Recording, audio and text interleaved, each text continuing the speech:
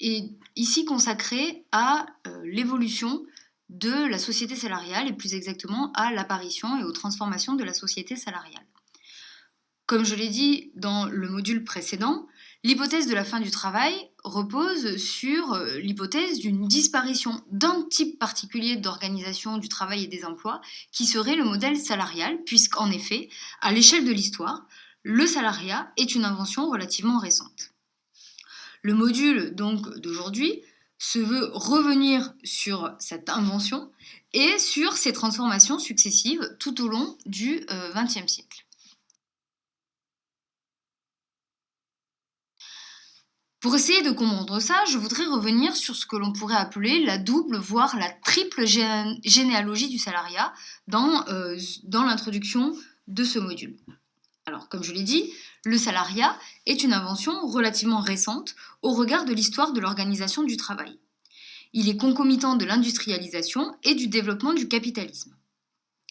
L'organisation industrielle de la production n'est certes pas récente.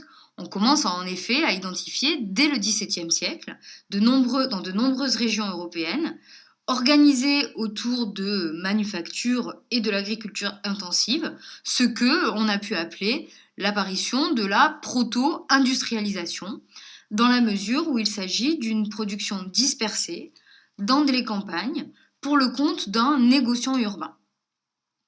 On peut par exemple penser, en France, on a des exemples, comme par exemple l'industrie optique dans le Jura, qui est une industrie qui se développe très très tôt dans les campagnes jurassiennes pour occuper dans des manufactures de très petite taille et très peu organisées sur un mode industriel, mais malgré tout qui font de la manufacture de lunettes et de verres optiques, pendant les moments où on ne peut pas aller au champ.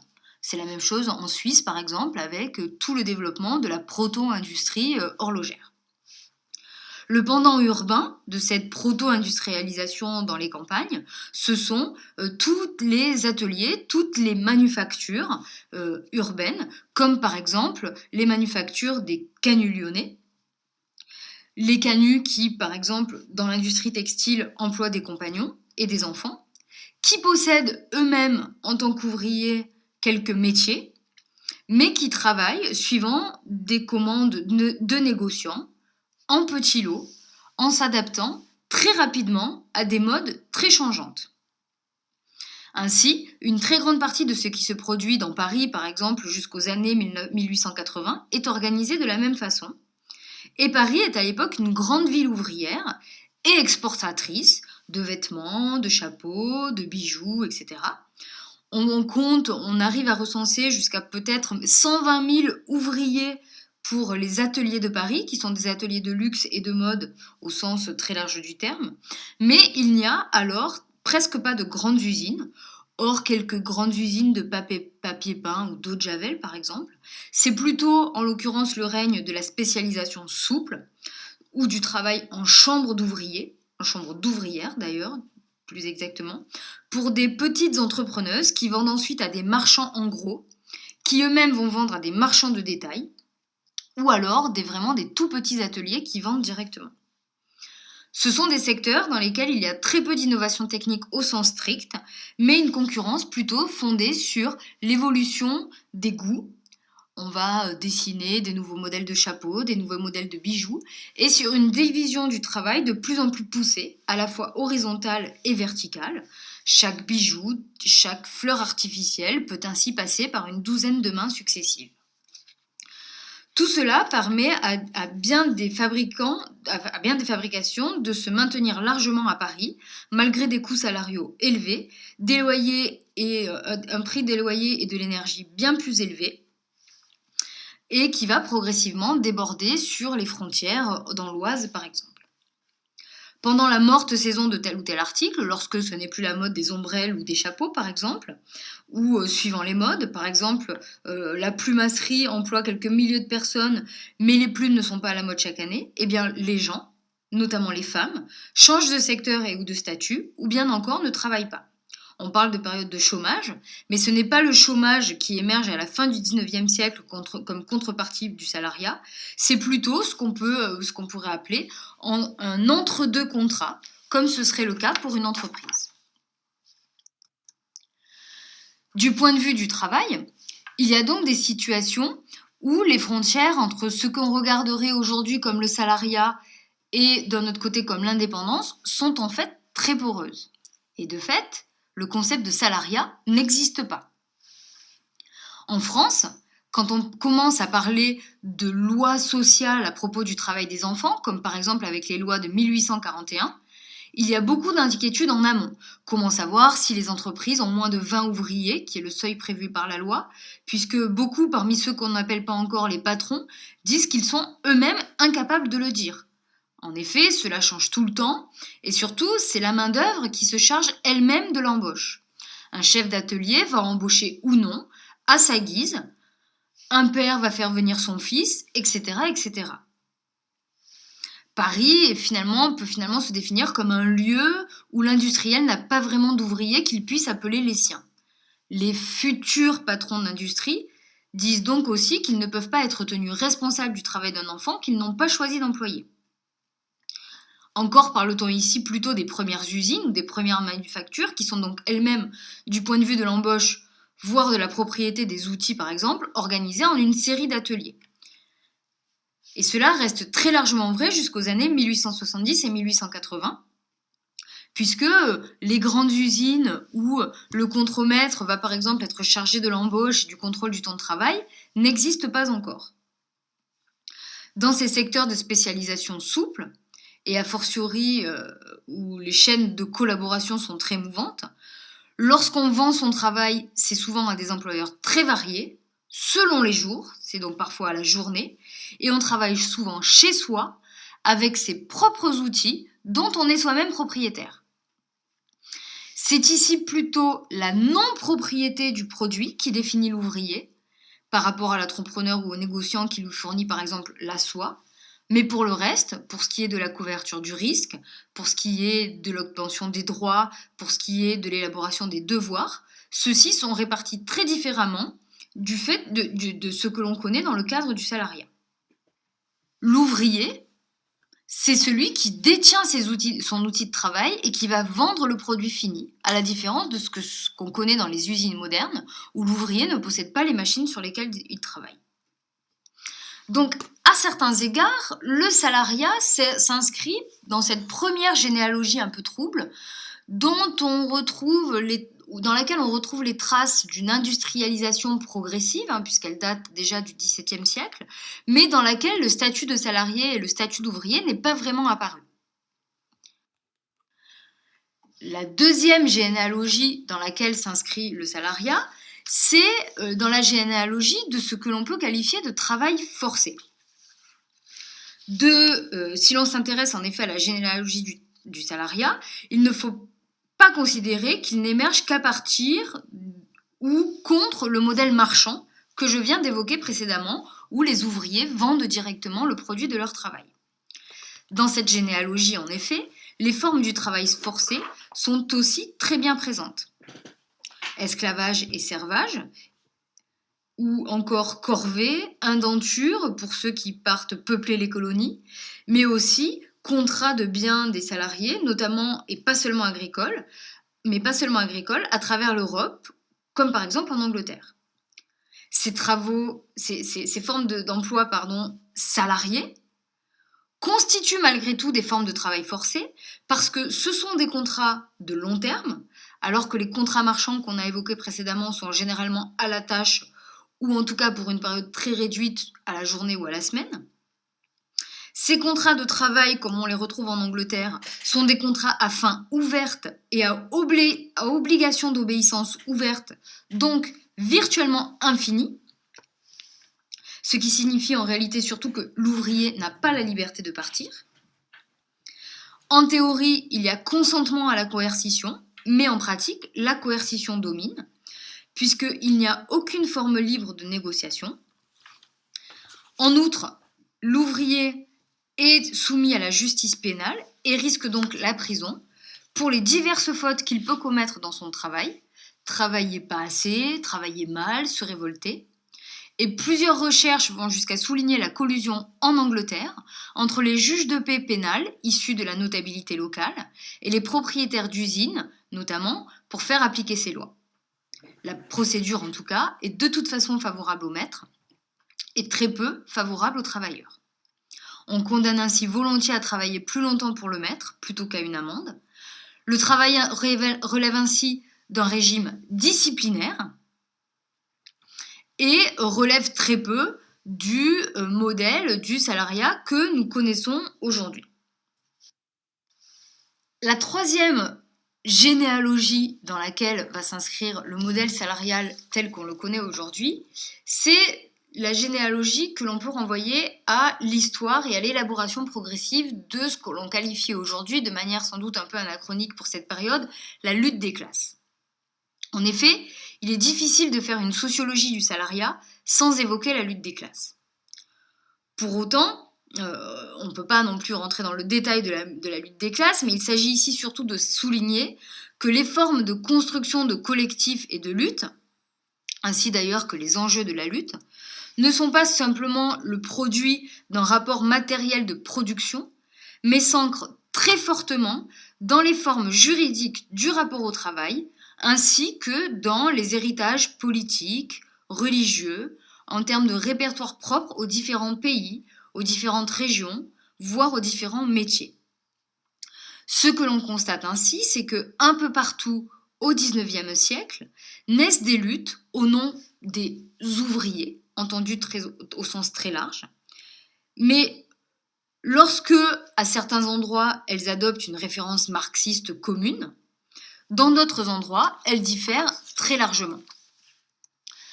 Ainsi, on peut citer l'exemple de la révolution des canuts, la révolte des canuts, qui sont donc ces ouvriers de métier qui vont se révolter, non pas contre leurs patrons, puisqu'ils sont eux-mêmes propriétaires de leurs outils de production, mais qui vont plutôt se révolter contre l'introduction progressive dans certains ateliers de métiers à tisser. Qu'est-ce qu'ils critiquent avec l'introduction de ces métiers à tisser ?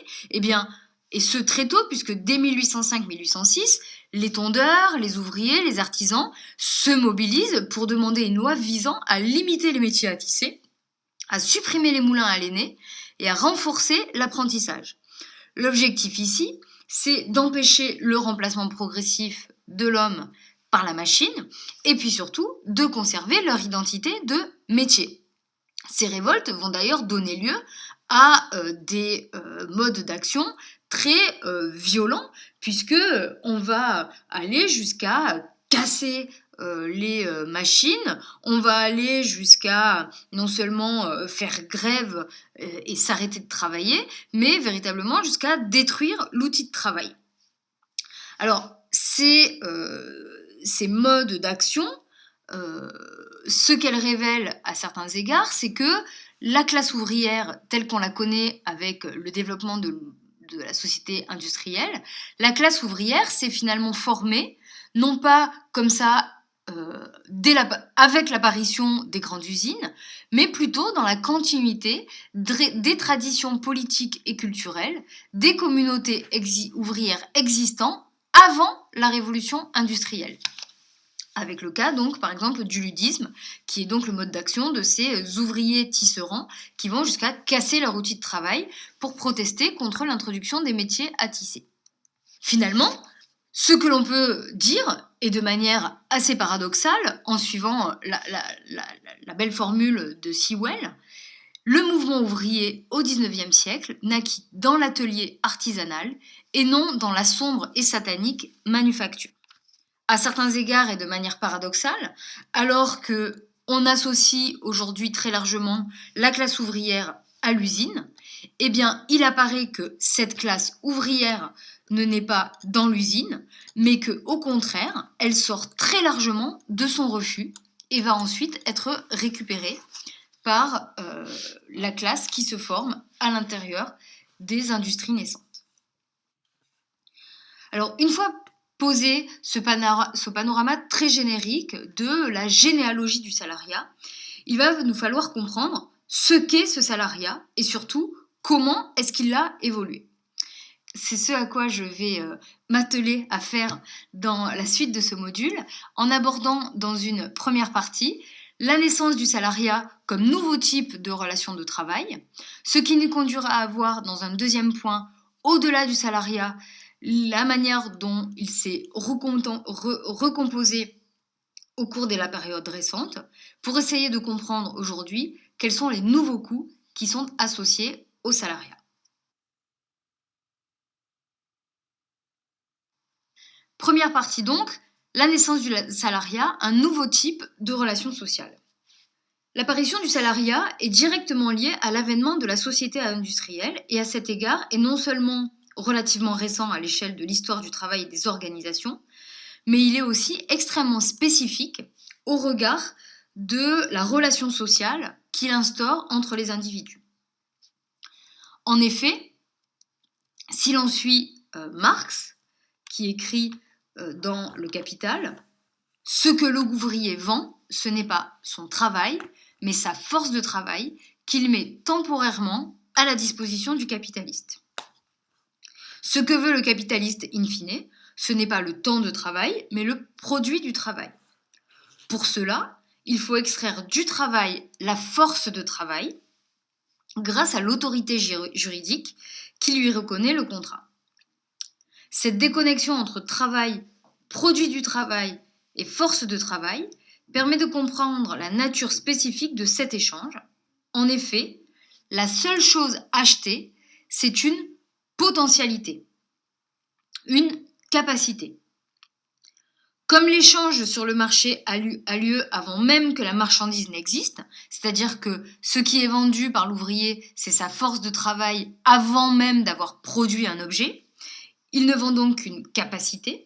Donc comme l'échange sur le marché a lieu avant que la marchandise n'existe, les contrats sur le marché du travail ne sont pas à proprement parler des contrats d'échange, mais des contrats qui définissent des obligations futures. On peut, sur ces différents points, comparer le contrat de travail au contrat d'entreprise. Le contrat d'entreprise est passé par un travailleur indépendant qui conserve sa liberté dans l'exécution de son travail et assume les risques économiques de son activité. Il n'y a donc pas de subordination dans le contrat d'entreprise. Le contrat d'entreprise porte sur le produit du travail plus que sur la fourniture de la force de travail. Le travailleur indépendant est généralement rémunéré d'après le résultat du travail, alors que le salarié est généralement rémunéré d'après le temps de travail. Et le travailleur indépendant travaille pour une clientèle, alors que le salarié travaille pour un employeur. L'une des dimensions importantes entre les travailleurs indépendants et les travailleurs pour salariés est la réponse que l'on apporte à la question suivante. Qui assume les risques économiques? Qui est en première ligne? Si on suit par exemple Olivier Garnier dans un article qu'il publie dans le livre de Salé et Thévenot, Le travail, marché, règles et conventions, il écrit « Dans le mode de production artisanale, le travailleur indépendant vend à son client le produit de son travail. C'est donc lui-même qui met en œuvre sa force de travail et, en conséquence, il supporte entièrement le poids de l'incertitude liée aux aléas économiques et humains qui peuvent survenir au cours du processus de production.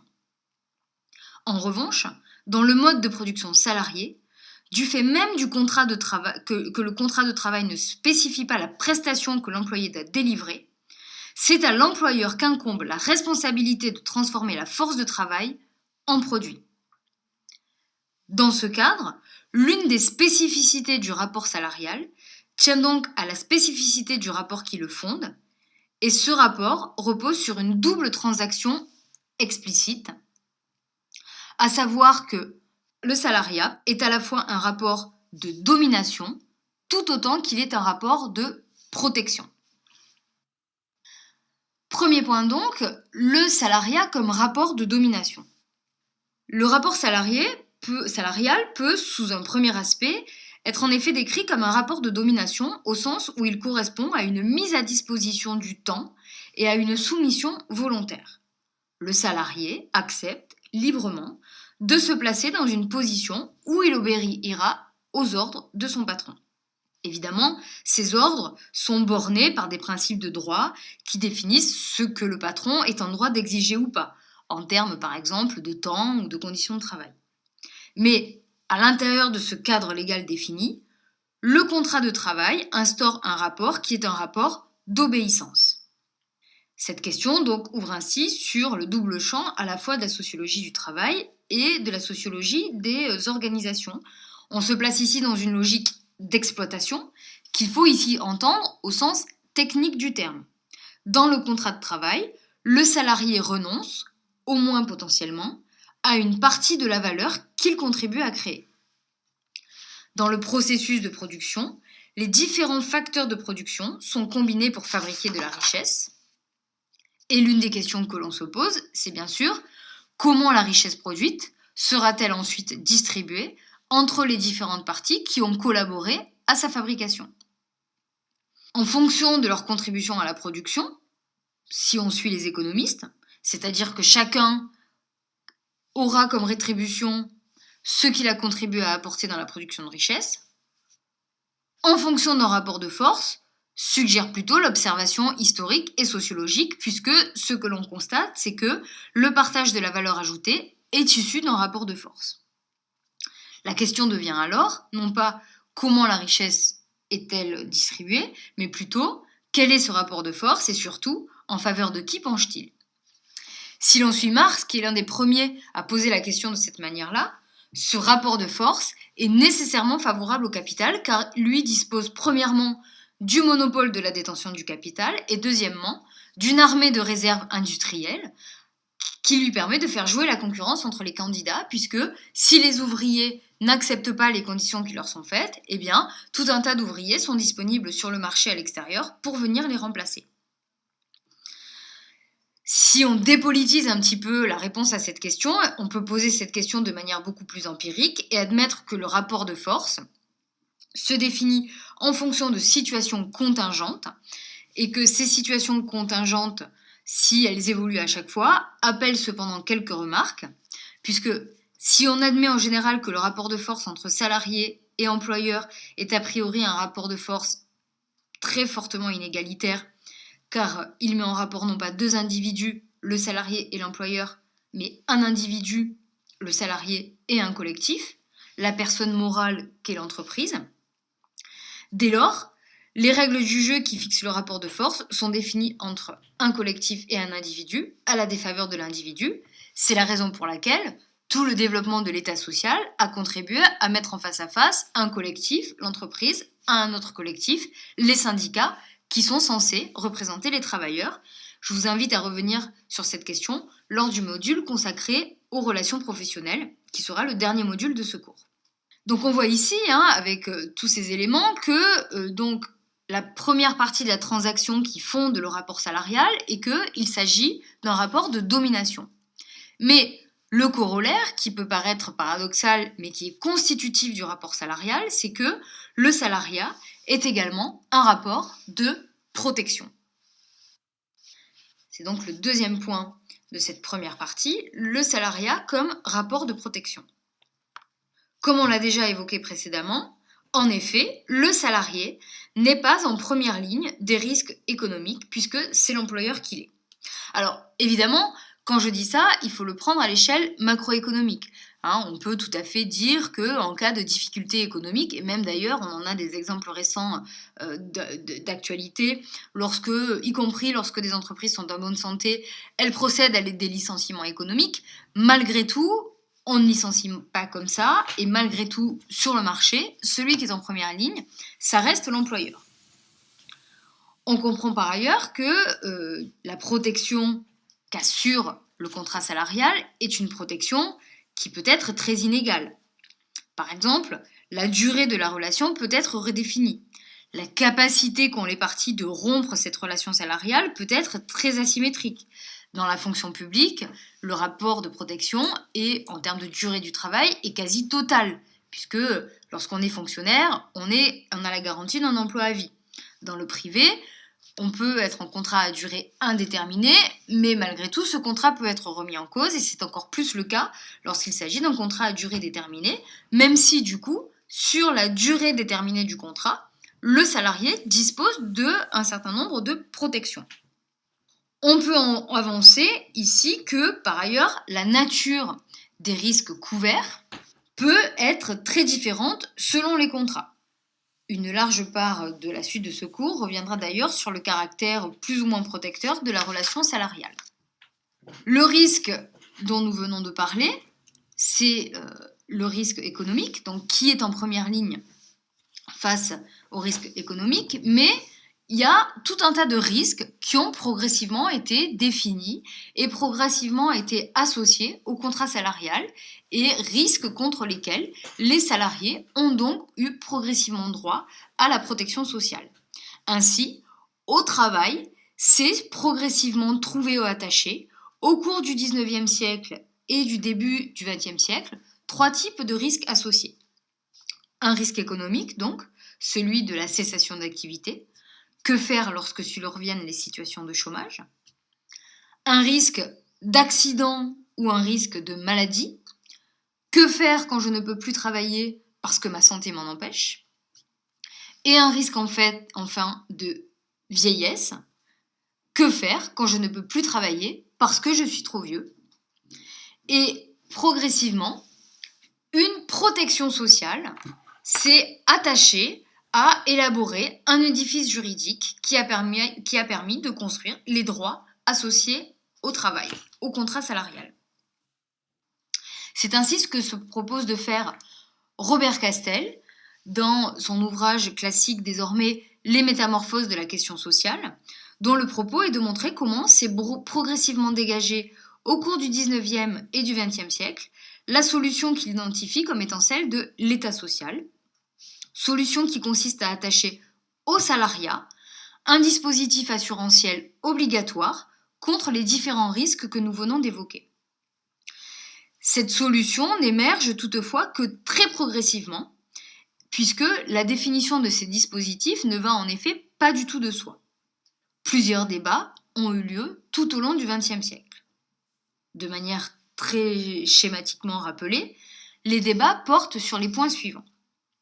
Le premier a à voir avec la question de savoir s'il faut effectivement instaurer une protection contre ces risques ou pas. De ce point de vue, 2 catégories d'acteurs s'y opposent vivement. D'un côté, les libéraux radicaux s'opposent à cette protection, puisque pour eux, seules les forces du marché doivent décider de l'allocation des ressources qui reviennent aux uns et aux autres, et ils veulent ainsi se prémunir contre le risque. Ainsi, ceux qui veulent se prémunir contre le risque peuvent le faire en s'appuyant sur des dispositifs assurantiels privés. De l'autre, qui sont plutôt les tenants de la lutte révolutionnaire, pour qui les tentatives d'aménagement du capitalisme ne sont en fait que des manières de le faire perdurer, et pour qui il faut refuser également en bloc toutes les mesures de protection, plutôt que de fonctionner par ce qu'ils appellent la politique du bout de sucre. Donc pendant longtemps, beaucoup de forces, d'ailleurs politiquement très opposées, se sont manifestées contre l'établissement de ce dispositif de protection, de ce dispositif assurantiel. Voilà pour le premier débat. Le second débat oppose quant à lui ceux qui pensent qu'il faut effectivement se prémunir contre ces risques. Et la question qui est alors posée, c'est oui, c'est vrai, il faut établir une protection, mais comment et laquelle? 2 positions, alors, explique Castel, s'affrontent au cours des dernières décennies du XIXe siècle. D'un côté, une position qui va plutôt être portée, qui va plutôt rentrer dans le cadre d'une logique que l'on va appeler assistentielle, selon laquelle les travailleurs, lorsqu'ils sont confrontés au risque, doivent être secourus par des sociétés d'entraide, par le biais de systèmes coopératifs, par le biais de systèmes de charité, par des sociétés de bienfaisance. C'est ce que l'on appelle le système du paternalisme, où des patrons prennent soin de leurs ouvriers nécessiteux. Dans ce cas, les sommes que reçoivent les travailleurs lorsqu'ils sont confrontés au risque relèvent de l'aide et de l'assistance, Cela peut aussi, à certains égards, être renvoyé à des modalités d'auto-organisation ouvrière. D'un autre côté, on va plutôt trouver les tenants d'une logique assurantielle. Et dans ce cas, l'exposition au risque va se traduire par le versement d'une somme qui n'est plus octroyée par le biais de la charité ou du paternalisme, mais qui est due. Dans cette logique, en effet, le travailleur cotise quand il n'est pas confronté au risque, et lorsque le risque survient, il est couvert proportionnellement aux droits qu'il a acquis en cotisant. Au sein de cette logique assurantielle, d'autres fractures vont se faire jour entre ceux pour qui le recours à cette assurance doit être facultatif et au contraire pour ceux pour qui elle doit être obligatoire, certains pour qui elle doit être privée, d'autres pour qui elle doit au contraire être publique et du coup faire intervenir l'État. Selon les pays, selon les périodes aussi, ces dispositifs vont être très différents, mais ce que montre l'ouvrage de Robert Castel, c'est que d'une manière générale, en particulier en France, mais dans les différents pays aussi, ces différents débats vont être tranchés et on va progressivement mettre en place toute une technologie, tout un ensemble de dispositifs qui vont s'appuyer sur les points suivants. Premièrement, on va opter pour une logique assurantielle. Ainsi, la logique assistentielle, sans tout à fait disparaître, puisqu'elle demeure toujours présente, d'ailleurs aujourd'hui, au gré d'initiatives privées, ne va pas s'imposer comme la technologie par défaut, puisque c'est a priori un dispositif assurantiel qui est en charge de prémunir les travailleurs contre les risques qu'ils encourent. Pour accompagner cette logique assurantielle, c'est le salariat qui va, comme le montre Castel, progressivement devenir le support qui va permettre aux travailleurs de se prémunir contre les risques. En effet, chaque mois, des sommes sont versées par les travailleurs et par leurs employeurs qui consistent en autant de cotisations leur ouvrant des droits s'ils devaient se retrouver confrontés au risque de chômage, de maladie ou de retraite. Donc c'est bien au contrat salarial qu'est associée l'assurance contre les risques de maladie, de licenciement ou de retraite. Par ailleurs, cette assurance n'est pas facultative, elle devient bien obligatoire, et le salariat définit à la fois le principe de cette obligation, mais également les niveaux planchers de cotisation et de prestation. Donc dès lors que l'on signe un contrat salarial, on a l'obligation de cotiser pour se prémunir contre ces risques. Dans cette logique, l'État va se mettre à jouer un rôle important, puisqu'il est en effet institué comme tiers entre des intérêts antagonistes. Ce n'est pas l'État, explique Castel, qui fixe les règles du jeu, notamment le montant des cotisations ou celui des prestations. Ce sont ce que l'on appelle les partenaires sociaux, les représentants des patrons, les représentants des salariés, qui se mettent autour d'une table et qui vont négocier les conditions auxquelles cette assurance fonctionne. Toutefois, si l'État n'intervient pas de manière directe, il intervient malgré tout de manière décisive. D'abord, en fixant le cadre général de ces discussions, et notamment en énonçant le principe de cette logique assurantielle et en établissant les règles qui doivent être énoncées de telle ou telle manière.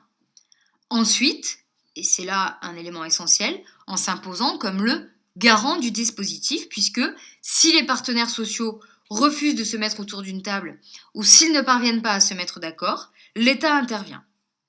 Si les dynamiques des systèmes assurantiels mis en place font trop radicalement diverger les discussions, l'État peut également intervenir pour combler les déficits, comme dans le cas par exemple du régime des intermittents. Notons en passant, même si je n'ai pas le temps ici de le développer, que le récit de Castel est centré sur le cas français. Ainsi, les formes du salariat vont prendre des contours très différents selon les pays et selon notamment la manière dont l'État-providence, l'État social, lui sera adossé. Ainsi, dans les régimes libéraux ou sociodémocrates, je vous invite pour plus de détails à vous référer à la typologie qu'en donne Esping-Andersen dans les trois formes de l'État-providence. Donc, dans les régimes libéraux et sociodémocrates, pour des raisons complètement différentes, salariat et État-providence sont moins liés qu'ils ne le sont en France, ou dans les régimes dits conservateurs. Toutefois, ce que l'on constate, c'est que le modèle de l'échange protection-subordination qui est associé au contrat salarial devient hégémonique au point de ne plus être aperçu au XXe siècle, puisqu'il fonde tout le principe d'organisation des sociétés modernes, des sociétés industrielles. Au-delà de la protection et des systèmes de droits qui lui sont associés, c'est le régime salarial qui va fonder les nouvelles manières de consommer, qui va fonder les nouvelles manières de faire crédit, par exemple. Pour pouvoir avoir un crédit, il faut montrer ses fiches de salaire, et qui va progressivement transformer la manière dont on va concevoir son inscription dans la société. C'est également lui qui va fonder la lutte des classes. La question se pose donc alors, compte tenu des évolutions récentes qui ont touché le marché du travail, que se passe-t-il lorsque le contrat social sur lequel est fondé le salariat, à savoir des situations où il y a, si ce n'est plein emploi, en tout cas suffisamment d'emploi pour tout le monde? Que se passe-t-il lorsque le modèle de contrat, à savoir le contrat à durée indéterminée, va être progressivement remplacé par des emplois atypiques? Bref, que se passe-t-il lorsqu'on va au-delà de l'emploi dans sa forme canonique? C'est ce à quoi je voudrais revenir dans le cadre de la deuxième grande partie de ce module. Au-delà de l'emploi, les recompositions contemporaines du salariat.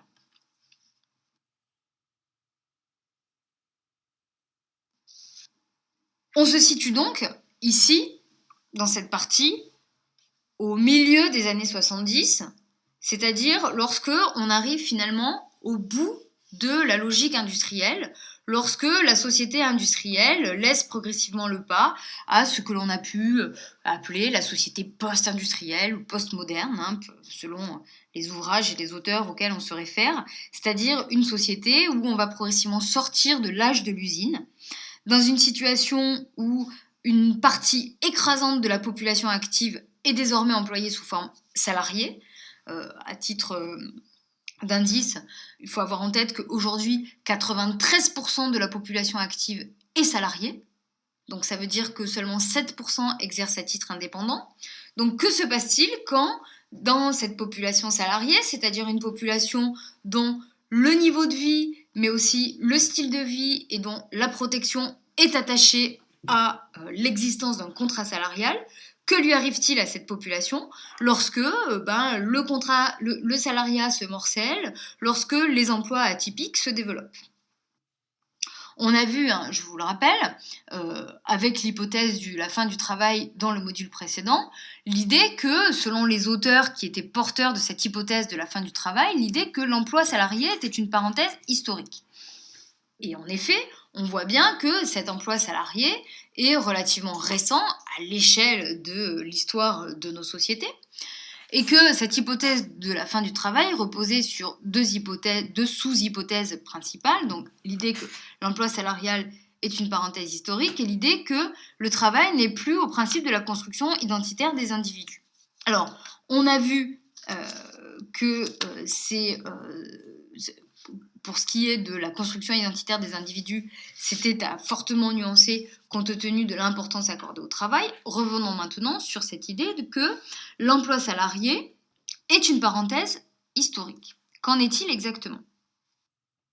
En effet, si on parle de l'emploi salarié à temps plein pour une durée indéterminée, qui serait en fait une parenthèse historique et un modèle bien adapté à l'âge de l'usine, eh bien, effectivement, c'est le cas puisque aujourd'hui le travail se fragmente. Cependant, lorsqu'on se donne une photographie du marché du travail contemporain, de quoi s'aperçoit-on? Eh bien, on s'aperçoit que ce dont on parle dans les années 90, sous les dehors de la fin du travail, c'est plutôt le début de la recomposition, certains diraient du détricotage progressif du marché du travail. C'est, on pourrait dire à certains égards, le début de la fin d'une forme particulière d'emploi, le contrat à durée indéterminée. Qu'est-ce qu'on constate en effet? On constate d'abord une fragmentation interne du salariat. Le salariat n'est plus du tout assimilable au CDI à temps plein, tel qu'il s'était progressivement imposé durant l'âge de l'usine. Ce que l'on nomme aujourd'hui les emplois atypiques se sont en effet considérablement développés au cours des 35 dernières années. Si on regarde le tableau que vous avez ici sous les yeux et qui montre la répartition des salariés selon leur statut d'emploi, qu'est-ce que l'on constate ? Eh bien, on constate une progression très forte des formes atypiques qui permet de relativiser très fortement le caractère supposé archaïque du marché du travail français. J'y reviendrai. Attardons-nous d'abord un peu plus longuement sur ce tableau. Ce que l'on constate, c'est que déjà, en stock, le CDI reste la forme d'emploi très largement majoritaire. On a ici sur des formes en milliers. Qu'est-ce que l'on constate ? Si on regarde la répartition, la fréquence de répartition des formes d'emploi, on constate que en 1982, 93,4% de la population salariée occupait un emploi en CDI. Ce pourcentage passe en 2007 à 87,7%. Donc on a quand même une baisse de 10 points entre 1982 et 2007. Donc une part quand même moins importante de la population salariée qui est employée en CDI, même si il reste malgré tout près de 85% de cette population qui reste en CDI. Concentrons-nous maintenant sur les contrats temporaires. Qu'est-ce qu'on constate ? On constate que les contrats temporaires, tout type de contrat confondu, représente 6,6% de la totalité des contrats salariés en 1982, alors qu'en 2007, il représentait 15,3%, et on peut prolonger la courbe jusqu'à aujourd'hui. Maintenant, si on détaille un petit peu plus ces contrats dits temporaires, qu'est-ce que l'on constate ? On constate que la part des CDD dans les contrats salariés sont passés de 4,5% à 9,4%. De la même manière que les contrats d'intérim passent de 0,5% à 2,4%. Donc, une augmentation très forte des emplois salariés, augmentation des emplois salariés atypiques, c'est-à-dire des contrats temporaires. Et lorsqu'on va encore un petit peu plus dans le détail, je vous invite ici à regarder le tableau suivant qui concerne les mouvements d'entrée selon la nature du contrat et les mouvements de sortie selon les principaux motifs. Lorsqu'on se concentre ici sur les mouvements d'entrée selon la nature du contrat, on s'aperçoit qu'au cours de la période récente, l'entrée sur le marché du travail se fait de moins en moins en CDI et de plus en plus en CDD. Alors, c'est à nuancer selon les secteurs d'embauche, mais si on prend par exemple ici tout secteur confondu, la part des CDD dans les embauches en 2013 représentait 4,7% des embauches. Donc l'entrée sur le marché du travail se fait de moins en moins, voire quasi plus en CDI, c'est-à-dire que son premier emploi n'est quasi jamais un emploi en CDI, et se fait de plus en plus sur des formes de contrats temporaires, sur des formes de contrats atypiques. Donc, cette progression des formes d'emploi atypiques permet de relativiser un discours qu'on entend très souvent dans la bouche des politiques ou qu'on entend très souvent dans la bouche des journalistes, selon lequel le marché du travail français serait un marché du travail très rigide qui s'adapterait très difficilement aux fluctuations de l'économie. Cette évolution des formes d'emploi contredit le caractère supposé archaïque du marché du travail français. En effet, si l'on regarde des travaux qui ont été conduits par les économistes Wasmer et associés dans un rapport que vous aurez à disposition dans la bibliographie, on constate sur le premier graphique par exemple que si l'on s'en tient par exemple au simple indice du recours à l'intérim, intérim qui, comme vous pouvez le constater, croît beaucoup plus vite en période de croissance et décroît beaucoup plus brutalement en période de récession ou de ralentissement, eh bien, c'est le cas beaucoup plus en France qu'aux États-Unis. Qu'est-ce que ça veut dire ici ? Ça veut dire que par le biais de l'intérim, le marché du travail français s'adapte beaucoup plus vite et a même tendance à aller au-delà des mouvements économiques en France plutôt qu'aux États-Unis. Donc, contrairement à ce que l'on pourrait penser, si l'on prend ne serait-ce que l'indice de l'intérim, le marché du travail français est beaucoup plus adaptable et beaucoup plus flexible que le marché américain. Plus généralement, en se plaçant à l'échelle macroéconomique, ce que nous montre le moine Evasmer sur le marché du travail français, c'est que si l'on suit par exemple, et c'est le cas sur le deuxième graphique, l'adaptation du marché du travail aux évolutions des cycles économiques, eh bien, ce que l'on constate, c'est que le marché du travail français est l'un des plus flexibles, dès lors qu'on entend ici la flexibilité comme la vitesse et l'ampleur de transmission au marché du travail des chocs récessifs macroéconomiques. Et ce dont on se rend compte, c'est que par exemple, dans les phases de récession, le taux de chômage français a tendance à beaucoup plus augmenter que le nécessiterait, de manière hypothétique, la période de crise. Donc, la transmission de la crise sur le marché du travail français est plus qu'amplifiée, ce qui veut dire que le marché du travail est très flexible. Que nous conduisent à dire ces différents constats? Ces différents constats nous conduisent à dire plusieurs choses. Premièrement, que le salariat n'a pas disparu et qu'il est, appelé à ne pas disparaître. Que deuxièmement, il n'a pas disparu, mais qu'il n'est pas resté tel qu'il s'est développé tout au long du développement de la société industrielle, puisque, au contraire, il a eu tendance à se fragmenter, à se disperser. Du coup, ça nous amène à une interrogation. Est-ce que cette double transaction, subordination, protection, sur laquelle s'était fondé le développement du salariat tout au long du XXe siècle, est toujours d'actualité? Plus simplement, le salariat existe toujours, mais est-ce qu'il est tout autant qu'avant à la fois un rapport de domination, mais également un rapport de protection?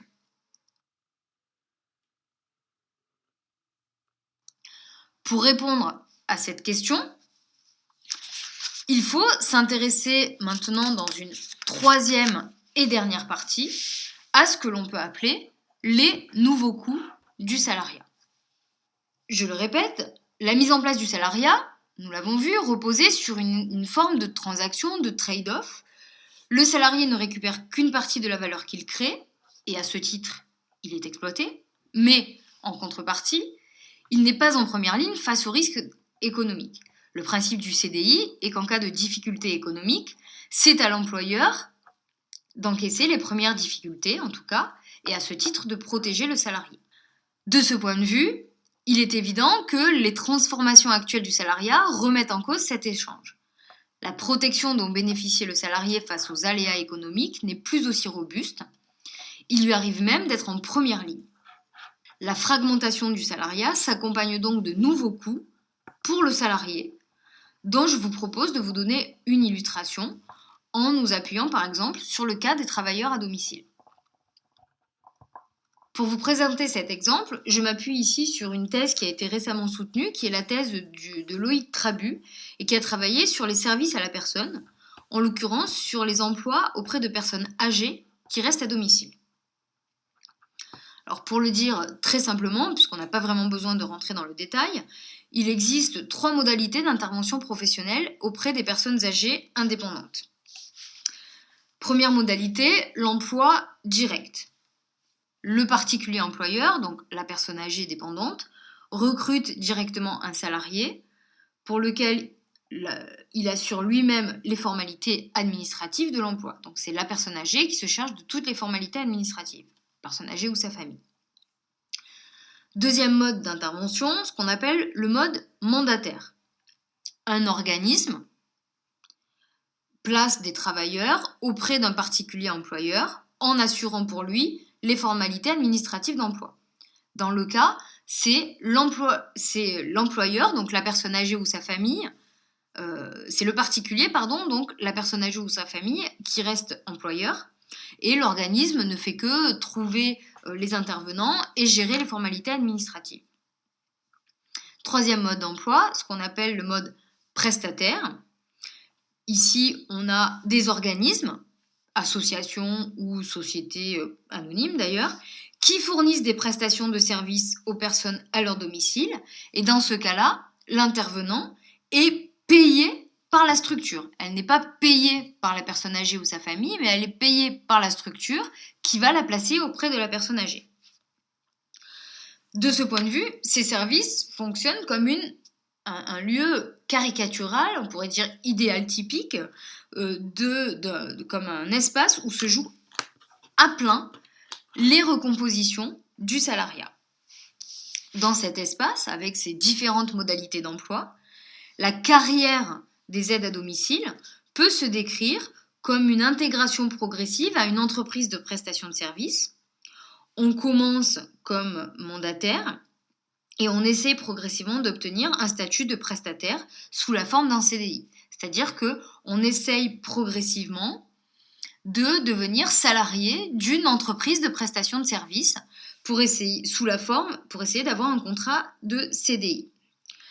Or, ce que montre Loïc Trabus, c'est que cette intégration se fait sur un mode très progressif et très inégal selon les acteurs, avec un turnover très important puisque beaucoup renoncent. Par ailleurs, et c'est ce l'on peut constater sur le graphique, cet emploi passe par la multiplication des employeurs avec lesquels on travaille sur différents statuts que l'on essaye de sécuriser progressivement.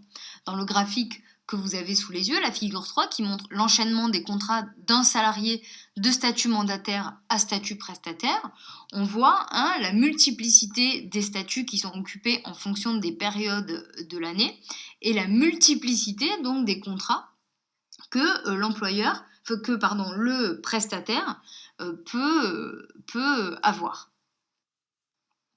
Alors, si on veut répondre à la question est-ce que le salarié moderne, à savoir celui qui va enchaîner les contrats à durée déterminée, passer de périodes de stage, passer des périodes d'intérim, passer à des périodes de CDD, est soustrait aux risques économiques, est-ce que finalement ces modalités de contrat salarié atypique continuent de le protéger face aux aléas ? Eh bien, on peut voir que la réponse est non. En tout cas, si on se réfère à ces contrats de travailleurs à domicile, qui sont à certains égards idéal typiques des modes de travail modernes, avec des périodes de chômage, des successions de CDD, des successions de CDI. Vous avez ici sous les yeux la carte, l'enchaînement typique des contrats d'une salariée. Donc vous avez ici, par exemple, une salariée qui va travailler pour différents employeurs, A, B, C, D, E, F, G, donc 6, 7, voire 8, 9, 10 employeurs selon les personnes. Et selon les employeurs, la personne va être en CDI, mais elle va être en CDI pour un volume hebdomadaire qui va consister en 17 heures par semaine, donc loin de lui fournir un revenu suffisant pour se loger, se nourrir, consommer, etc. Elle a ensuite un CDD auprès de l'employeur B, un autre CDD auprès de l'employeur C pour 3 heures par semaine, un autre CDD auprès de l'employeur D pour 10 heures par semaine, etc., etc., etc. Donc, les emplois ici sont très inégaux, très discontinus, et ils concernent des volumes horaires très faibles. À titre d'exemple, avec tous ces contrats que vous avez sous les yeux, et avec le volume horaire que représentent ces contrats, le niveau de rémunération moyen pour quelqu'un qui réussit très bien dans cette activité d'employé à domicile est de 700 € par mois. Autrement dit, la protection face aux aléas économiques est très faible. Par ailleurs, l'activité est très mal distribuée dans le temps et par conséquent très fortement monitorée par l'employeur qui contrôle le temps passé aux différentes tâches, par exemple directement lorsque la personne âgée est consciente ou par le biais du téléphone lorsque par exemple l'intervenant est salarié d'une entreprise prestataire et qu'elle est contrôlée à distance via le téléphone. Autrement dit, la subordination demeure très forte. Donc on voit bien ici la double transaction sur laquelle reposait le contrat salarial est progressivement détricotée. Alors évidemment, bien sûr, on a pris ici l'exemple extrême d'un travail très faiblement qualifié qui était celui des employés à domicile. Mais malgré tout, si on essaye de généraliser ce propos-là, Ce que l'on est en train d'inventer, c'est un principe que l'on a appelé, et que vous avez dû, en tout cas, entendre évoquer comme étant un système de flexicurité. C'est-à-dire permettre la flexibilité du marché du travail tout en assurant un minimum de sécurité pour les salariés. Cette invention de la flexicurité, sur laquelle je voudrais revenir dans la deuxième partie de ce troisième point consacré au nouveau coût du salariat. L'exemple des travailleuses à domicile permet de montrer que le coût de la fragmentation du salariat est très élevé pour les salariés. La question d'ailleurs est de savoir finalement s'il est tout simplement supportable. C'est l'un des enjeux autour de la flexicurité qui est précisément de mettre en place des dispositifs qui permettent de limiter les coûts attachés à la fragmentation des formes d'emploi qui ne soient pas exclusivement supportés par le salarié. Alors, depuis les années 90, tout un tas de pistes ont été envisagées pour essayer de mettre en place des dispositifs qui ne font pas entièrement supporter aux salariés le coût de la flexibilisation du marché du travail. Alors, il ne s'agit pas ici d'en faire le catalogue exhaustif et de les détailler, mais plutôt d'évoquer ces pistes.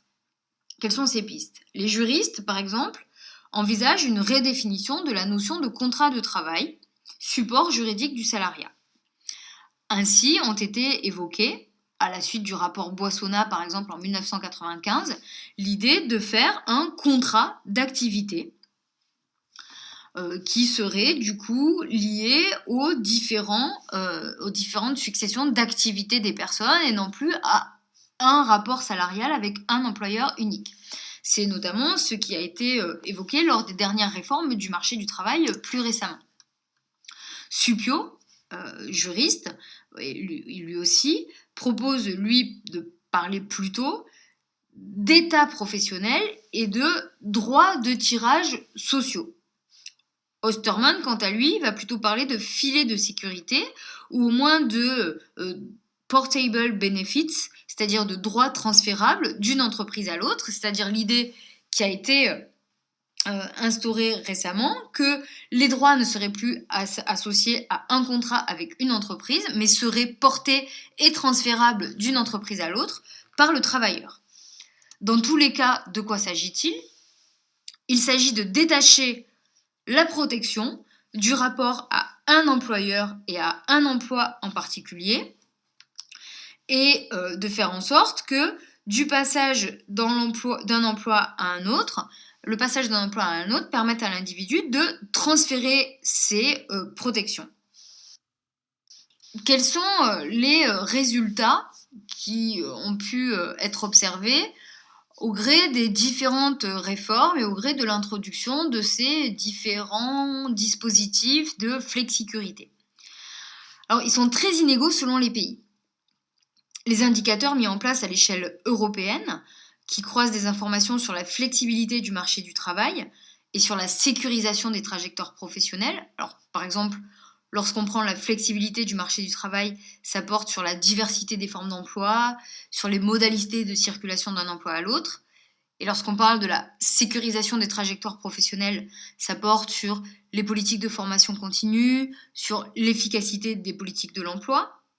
Eh bien, donc, lorsqu'on croise tous ces indicateurs, ça permet de construire une typologie des situations européennes que représente l'ACM que vous avez ici sous les yeux et dont deux pôles font apparaître des performances plus ou moins bonnes en matière de taux de chômage.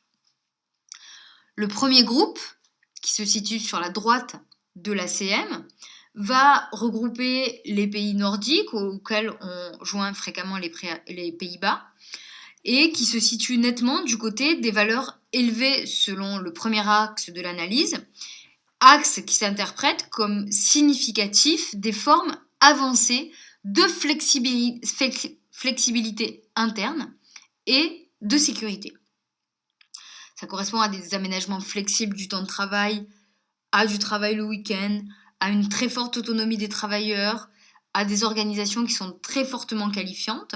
Donc, forme avancée de flexibilité interne du marché du travail, mais aussi de sécurité pour les trajectoires professionnelles, qui sont associées donc à des efforts importants en matière de politique de l'emploi, qu'elles soient actives ou passives, nous y reviendrons, et à des efforts importants en matière de formation tout au long de la vie, ainsi que une présence à des taux de pauvreté très peu élevés et à de très bonnes conditions de travail.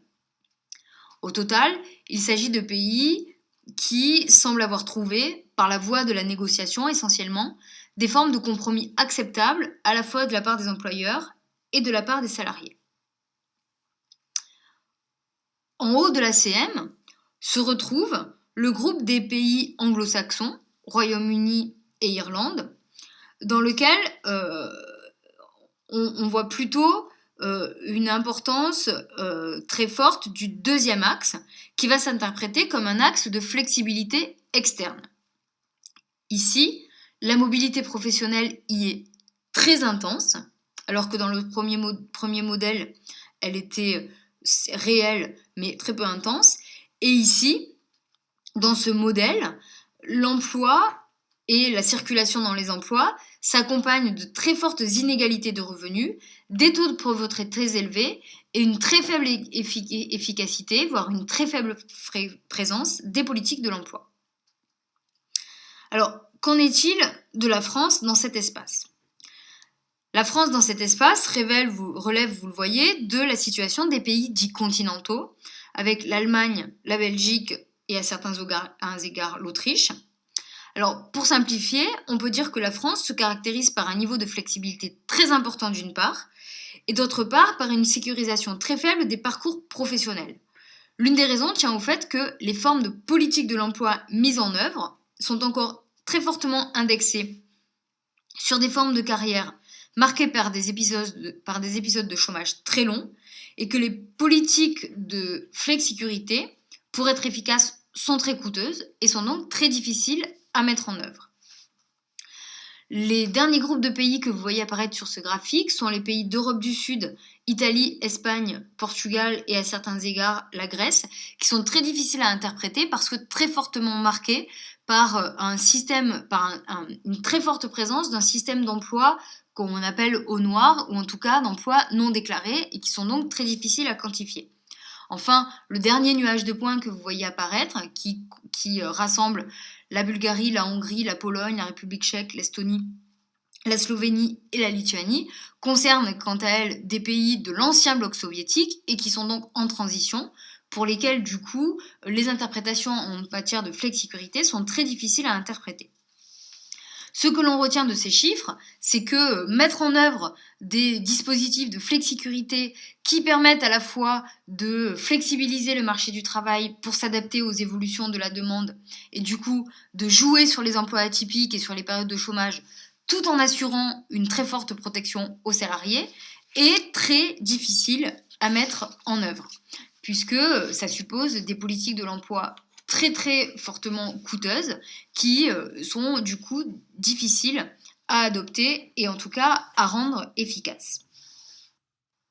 Un exemple de flexicurité très coûteuse a été développé en France et a été souvent évoqué parmi les auteurs qui sont plutôt promoteurs de cette flexibilisation du marché du travail comme étant un modèle à suivre. Cet exemple, sur lequel je vais revenir dans cette dernière sous-partie, c'est l'exemple du système de l'intermittence. En effet, pour un certain nombre d'auteurs, l'emploi artistique se présente comme la figure typique de la nouvelle modernité économique. Pourquoi ? Eh bien parce que c'est une économie de prototype, c'est une économie de création, qui est donc ancrée dans une organisation par projet au gré desquels vont se faire les contrats, vont du coup se décider les emplois, et projet au gré desquels vont circuler les salariés, en étant salariés d'une entreprise au moment où un projet a besoin d'être fait, et puis en étant au chômage pendant une période où on n'a pas besoin de lui, et puis en trouvant à nouveau un emploi au gré donc d'une succession d'employeurs qui vont lui permettre d'accroître ses compétences, de faire gonfler son portefeuille d'employeur et de faire progressivement accroître du coup son employabilité. Cet emploi artistique, il est caractéristique de cette nouvelle modernité du marché du travail parce qu'il s'appuie sur des formes d'emploi discontinues, avec donc des acteurs qui, je l'ai dit, multiplient les employeurs et qui ainsi vont progressivement optimiser leur capital social et leur capital humain. Qu'est-ce qui rend cette discontinuité d'emploi possible? Eh bien, cette discontinuité d'emploi est rendue possible par l'existence d'un régime assurantiel très particulier qui est le régime de l'intermittence. Alors, pour le rappeler brièvement, le principe de l'intermittence, c'est quoi? C'est lorsqu'on est intermittent du spectacle, il faut avoir travaillé suffisamment d'heures au cours de l'année précédente, en gros 507 heures au cours des 10 derniers mois précédant la déclaration. Et en contrepartie, quand on n'est pas sur un projet artistique, on reçoit une rémunération qui est calculée sur la base du nombre d'heures et du montant des cachets de l'année précédente. Alors, ce dispositif, on le sait, c'est un dispositif qui est très fortement déficitaire. Et qui paye? Eh bien, c'est le régime d'assurance chômage général. Donc, le régime d'intermittence, qu'est-ce qu'il fait? Il va socialiser le risque. C'est-à-dire qu'il va faire supporter par la collectivité des salariés, la collectivité générale des salariés, le risque lié à la création artistique. Alors c'est un choix politique qui a été fait et qu'on peut ou non saluer en fonction du bord politique sur lequel on se situe. C'est un choix politique qui a été fait en France pour permettre la création et l'innovation artistique. Alors que dans d'autres pays, là où le régime de l'intermittence n'existe pas, ne peuvent créer dans l'univers artistique que des grosses structures privées, ce qui contribue à standardiser la production artistique et à du coup faire disparaître tout un tas d'innovations. Donc on peut saluer le régime de l'intermittence au sens où il donne la possibilité de cette création, de cette très forte innovation artistique en socialisant le risque attaché à ce système. Mais est-ce que ce système est généralisable? Eh bien, non, puisque ce système, on le sait, est extrêmement coûteux. Ça suppose que la collectivité paye, et autant on peut penser que la collectivité générale peut payer pour socialiser le risque du secteur artistique, mais étendu à la totalité des secteurs, on voit bien que ce régime très flexible et très sécurisant n'est pas du tout supportable parce qu'il coûterait beaucoup, beaucoup trop cher et serait trop déficitaire. Donc, ce régime, qui paraît être l'exemple typique de ce que devrait être la flexicurité, n'est, on le voit, pas généralisable. Et aujourd'hui, on voit bien qu'il est très difficile de définir des dispositifs qui permettraient à la fois de protéger le salarié, tout en flexibilisant le marché du travail, et du coup, finalement, de retrouver ce compromis domination-protection qui était attaché au salariat, en tout cas au salariat tel qu'il s'est construit tout au long du XXe siècle. Cette fragmentation du salariat, cette recomposition du salariat, s'accompagne aussi inévitablement d'une recomposition du conflit capital-travail et d'une redéfinition de la lutte des classes, puisque, si vous vous rappelez, dans l'introduction de ce module, j'ai mis en évidence que la généalogie du salariat s'inscrivait elle aussi dans une généalogie de la lutte des classes. Lorsque on veut s'intéresser à que devient la lutte des classes dans ce régime de fragmentation progressive du salariat, eh bien, on s'aperçoit que elle aussi est à certains égards mise à mal,